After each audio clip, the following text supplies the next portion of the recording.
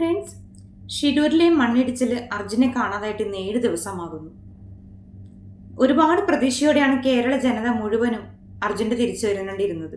പക്ഷേ അമ്മയുടെ വാക്കുകൾ, ആ അമ്മ ഇത്രയും ദിവസം പറഞ്ഞിരുന്നത് എൻ്റെ മകൻ തിരിച്ചു വരും, അവൻ നല്ല കരുത്തുള്ള മകനാണ്, ചെറുപ്രായം മുതൽ ഒരു കുടുംബത്തെ പോറ്റാൻ വേണ്ടി വളയം പിടിച്ചവനാണ്, അവൻ തിരിച്ചു വരും എന്നൊക്കെ പറഞ്ഞ അമ്മ ഇന്ന് പറഞ്ഞത് അവനിനി ജീവനോടെ ഉണ്ടോ എന്നൊരു പ്രതീക്ഷ പോലും ഞങ്ങൾക്കില്ല, ഇവിടുത്തെ സംവിധാനത്തിലുള്ള വിശ്വാസം പോലും നഷ്ടപ്പെട്ടിരിക്കുന്നു എന്നാണ്.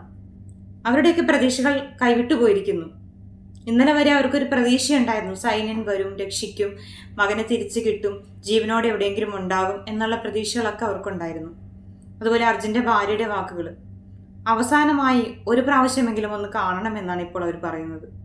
അത്രമാത്രം അവരുടെയൊക്കെ പ്രതീക്ഷ കൈവിട്ടു പോയിരിക്കുന്നു. നമ്മളൊന്ന് മനസ്സിലാക്കേണ്ടത്, ശാസ്ത്രം വലുതായി, അതായത് ചന്ദ്രനിലേക്ക് മനുഷ്യനെ വിടുന്നു, അന്യഗ്രഹത്തിൽ വായുവുണ്ട്, വെള്ളമുണ്ട്, അത് നോക്കുന്നു, അടുത്ത സൂര്യനാണ് എന്നൊക്കെ പറയുന്ന ഈ ശാസ്ത്രത്തിന് പോലും കണ്ടുപിടിക്കാൻ പറ്റുന്നില്ല ഒരു മൺകൂനയിൽ മനുഷ്യനുണ്ടോ ഇല്ലയോ എന്ന്.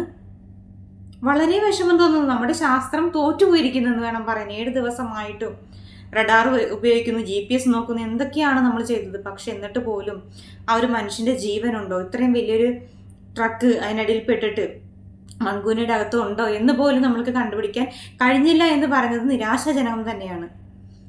ഒരു പ്രതീക്ഷ ഉണ്ടായിരുന്നു, അർജുൻ ആ വണ്ടിയുടെ അകത്ത് സുരക്ഷിതനായിട്ടുണ്ടാവും. കാരണം 2 ദിവസം കഴിഞ്ഞ് ഫോൺ ബെല്ലടിച്ചു എന്നൊക്കെ പറഞ്ഞപ്പോൾ എന്തായാലും വെള്ളത്തിൽ പോയിട്ടില്ല, അപ്പോൾ ആൾ അതിൻ്റെ അകത്ത് തന്നെ ഉണ്ട് എന്നുള്ളൊരു പ്രതീക്ഷ തന്നെയാണ്. വണ്ടിയും ഓണായിരുന്നു എന്നൊക്കെ പറഞ്ഞപ്പോൾ തീർച്ചയായിട്ടും മൺകൂനയുടെ അകത്ത് തന്നെ അർജുനും വണ്ടിയും ഉണ്ടാകും. പിന്നെ ഭാരത് ബെൻസിൻ്റെ ഒരുപാട് കാര്യങ്ങൾ നമ്മൾ കേട്ടു, അത് സേഫുള്ള വണ്ടിയാണ്, അതിനകത്ത് എന്തായാലും ജീവൻ കുറച്ച് ദിവസം നിലനിർത്താൻ പറ്റും, അതുപോലെ ആഹാരവും വെള്ളവും ഉണ്ട്, വായുവൊക്കെ കിട്ടും, ഓക്സിജൻ്റെ കുഴപ്പമൊന്നും ഉണ്ടാവില്ല എന്നുള്ള പല കാര്യങ്ങളും കേട്ടപ്പോൾ ഒരുപാട് പ്രതീക്ഷയുണ്ടായിരുന്നു. അർജുൻ അവിടെ ഉണ്ടാകും, ആരെങ്കിലും എന്നെ രക്ഷപ്പെടുത്താൻ വരുമെന്ന് പ്രതീക്ഷിച്ച്. കാരണം രാത്രി ഏതാ പകലേതാന്ന് തിരിച്ചറിയാൻ പറ്റില്ല, ഫുള്ള് ഇരുട്ട് തന്നെ ആയിരിക്കും. അപ്പോൾ അവിടെ ഉണ്ടാകും, ജീവനോടെ നമുക്ക് കിട്ടും, നല്ലൊരു വാർത്ത കിട്ടും എന്നുള്ളൊരു പ്രതീക്ഷയിലായിരുന്നു ഇത്രയും ദിവസം. അത് മാത്രമല്ല, നമ്മൾക്ക് സമയം കിട്ടുമ്പോഴെല്ലാം ഫോൺ നോക്കുമ്പോൾ നല്ല വാർത്ത ഉണ്ടാവണേ എന്ന് പ്രതീക്ഷിച്ചിട്ടാണ് ഓരോ നിമിഷവും ഫോൺ തുറന്ന് നോക്കുന്നത്.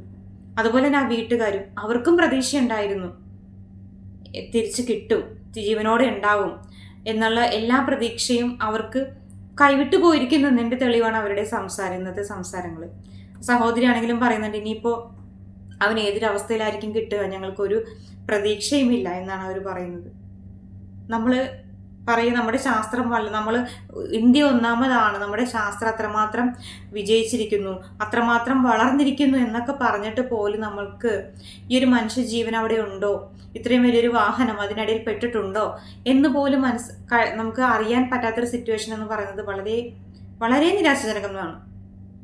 ഒരുപാട് വിഷമമുണ്ട്. ഈ അർജുൻ എന്ന് പറയുന്ന വ്യക്തി നമുക്കറിയില്ല എങ്കിൽ പോലും ഈ ഒരു വാർത്ത കേട്ട അന്ന് മുതൽ ഓരോ സമയവും ഓരോ ന്യൂസും മുടങ്ങാതെ കേൾക്കുകയാണ്, അർജുനെ കിട്ടട്ടെ, അർജുനെ ജീവനോടെ കിട്ടും എന്നുള്ളൊരു വാർത്തയ്ക്ക് വേണ്ടി. അർജുൻ മാത്രമല്ല, അർജുൻ്റെ കൂടെ വേറെ 3 പേരും ഉണ്ടെന്ന് പറയുന്നു. അവരെല്ലാവരും എവിടെയാണെന്ന് അറിയില്ല, അവരെല്ലാവരെയും സുരക്ഷിതരായി കിട്ടട്ടെ എന്ന് തന്നെ പ്രാർത്ഥിക്കുന്നു. അതോടൊപ്പം ഒരു രാജ്യത്തിൻ്റെ യഥാർത്ഥ ശക്തി ലോകരാഷ്ട്രങ്ങളുടെ മുമ്പിൽ കാണിക്കേണ്ടത് ചന്ദ്രനിൽ പോയതുകൊണ്ടോ സൂര്യനിൽ പോയതുകൊണ്ടല്ല, ആ രാജ്യത്തെ പൗരന്മാരുടെ ജീവൻ ഏതറ്റം വരെയും പോയി അവരെ രക്ഷപ്പെടുത്തി എന്നുള്ളൊരു വാർത്ത ലോകത്തിനെ അറിയിക്കുമ്പോഴാണ് നമ്മളുടെ യഥാർത്ഥ ശക്തി എന്താണെന്ന് മറ്റുള്ളവർ മനസ്സിലാക്കുന്നത്. എന്താണെങ്കിലും ഞാൻ ആരെയും നമ്മൾക്ക് കുറ്റപ്പെടുത്താൻ പറ്റില്ല, കാരണം പ്രകൃതി ദുരന്തം വരുന്നത് ആരുടെയും കുറ്റം കൊണ്ടാണെന്ന് പൂർണ്ണമായിട്ട് ഞാൻ പറയുന്നില്ല. പക്ഷേ നമ്മളെ കൊണ്ട് ചെയ്യാൻ പറ്റുന്ന പല കാര്യങ്ങളും ചെയ്യാമായിരുന്നു, ചെയ്യേണ്ട സമയത്ത് ചെയ്യാമായിരുന്നു. അതുപോലെ തന്നെ ഇപ്പോഴും അവിടെ മണ്ണിടിച്ചിലുണ്ടാവും എന്നൊക്കെ പറഞ്ഞിട്ടും ജീവൻ വരെ പണയം വെച്ച് ആ അർജുനെയും അതുപോലെ മറ്റുള്ള ആൾക്കാരെയും രക്ഷപ്പെടുത്താൻ വേണ്ടിയിട്ട് അവരെ തിരഞ്ഞുകൊണ്ടിരിക്കുന്ന ഓരോ ആൾക്കാർക്കും അഭിനന്ദനങ്ങൾ പറയുന്നു. കാരണം അവരവരുടെ സ്വന്തം ജീവൻ പോലും പണയപ്പെടുത്തിയാണ് അവിടെ പരിശ്രമിച്ചുകൊണ്ടിരിക്കുന്നത്. അപ്പം അവർക്കൊക്കെ ആരോഗ്യവും ആയുസ്സും കൊടുക്കട്ടെ എന്ന് പ്രാർത്ഥിക്കുന്നതോടൊപ്പം തന്നെ എല്ലാവരെയും മനാഫ് എന്നാണ് പേര്, ലോറി ഉടമയൊക്കെ കണ്ട്, അദ്ദേഹമൊക്കെ എത്ര ദിവസമായി അവിടെ പോയിരിക്കുന്നത്. അദ്ദേഹം പറയുന്നുണ്ട്, തീരെ സുഖമില്ല, മെഡിസിൻ ഇഞ്ചക്ഷൻ വരെ എടുത്തിട്ടാണ് അവിടെ നിൽക്കുന്നത്. ആ മഴയും വെയിലെന്ന് പറഞ്ഞാൽ സംഭവം അവിടെ ഇല്ല, മഴയാണ്. ആ മഴയൊക്കെ കൊണ്ട് അദ്ദേഹം ഭക്ഷണമില്ല, വെള്ളമില്ല, പല രീതിയിലുള്ള ബുദ്ധിമുട്ടുകൾ ഉണ്ടായിട്ടും അർജുനെ കിട്ടും, അർജുൻ ഉണ്ടാവും. അദ്ദേഹം ഇത്രയും ദിവസം പറഞ്ഞ് നമ്മൾ കേട്ടെ, അർജുൻ ഉണ്ടാവും, അവൻ അതിൻ്റെ അകത്ത് നമ്മൾ ആരെങ്കിലും ചെല്ലുമെന്ന് പ്രതീക്ഷിച്ചിരിപ്പുണ്ടാവും എന്നൊക്കെ പറയുമ്പോൾ വളരെയധികം വിഷമം തോന്നുന്നു. പക്ഷെ GPS ലൊക്കേഷൻ കിട്ടി. അത് ആദ്യം പറഞ്ഞ വേറെ വാഹനത്തിൻ്റെ ആയിരുന്നു, മാറിപ്പോയി. ഇതൊക്കെ ഇത്ര ലാഘവത്തോടെ ഇവരിത് കാണുമ്പോൾ പല ആൾക്കാരുടെ കയ്യിൽ നിന്നും പല തെറ്റുകളും വന്നിട്ടുണ്ട്. അതുപോലെ ഫോൺ സ്വിച്ച് ഓഫ് ആയി, അതിൻ്റെ ലൊക്കേഷൻ കിട്ടിയില്ല, അങ്ങനെ പല പല കാര്യങ്ങളും. ഈ GPS തന്നെ ആദ്യം വേറൊരു വാഹനത്തിൻ്റെ ആയിരുന്നു കണ്ടതെന്നൊക്കെ പറയുന്നു. അപ്പോൾ ആ നോക്കിയ ആൾ പോലും അത്രമാത്രം കെയർലെസ് ആയിട്ടാണ് അത് ചെയ്തത്. നമ്മളൊരു ജീവൻ രക്ഷപ്പെടുത്താൻ വേണ്ടി മാക്സിമം ആ ഒരു ആദ്യ ദിവസങ്ങളിലൊക്കെ എത്രമാത്രം നമ്മൾ വേഗത്തിൽ ചെയ്യാൻ പറ്റും, അങ്ങനെ പല കാര്യങ്ങളും മന്ദഗതിയിലായി പോയിട്ടുണ്ടെന്ന് വേണം പറയാൻ. പക്ഷെ എന്തൊക്കെ തന്നെയാണെങ്കിലും ഇന്നിപ്പോൾ 7 ദിവസം പിന്നിട്ടു.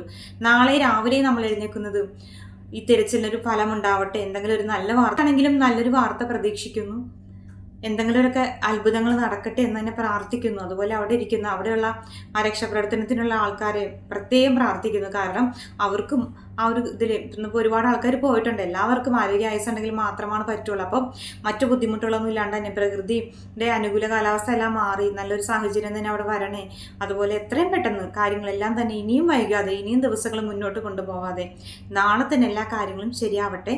അതുപോലെ അർജുൻ്റെ ആ ഒരു കുടുംബത്തിൻ്റെ ദുഃഖത്തിന് പങ്കുചേരുന്നല്ല, നമുക്കൊന്നും പറയില്ല. അവരെ ഒന്നും പറഞ്ഞ് നമുക്ക് ആശ്വസിപ്പിക്കാനില്ല. കാരണം 7 ദിവസമായി അവർ ആ പ്രതീക്ഷയിലിരിക്കുന്നു. ഒരുപാട് വേദനയോടെയാണ് അവരിന്ന് സംസാരിച്ചത്. എല്ലാ വിശ്വാസങ്ങളും നഷ്ടപ്പെട്ട ഒരു രീതിയിലാണ് ഇന്നത്തെ അവരുടെ എല്ലാവരുടെയും സംസാരം. ഭാര്യയുടെ വാക്കുകൾ മനസ്സിൽ നിന്ന് പോകുന്നില്ല. അവസാനമായി ഒരു പ്രാവശ്യമെങ്കിലും എനിക്കൊന്ന് കാണണമെന്നാണ് ഇപ്പോൾ പറയുന്നത്.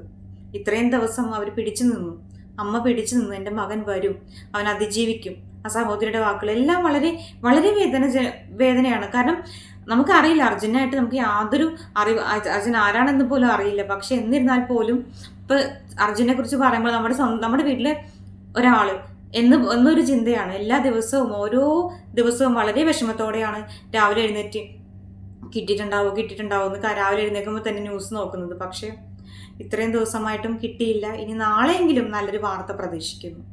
Thank you so much.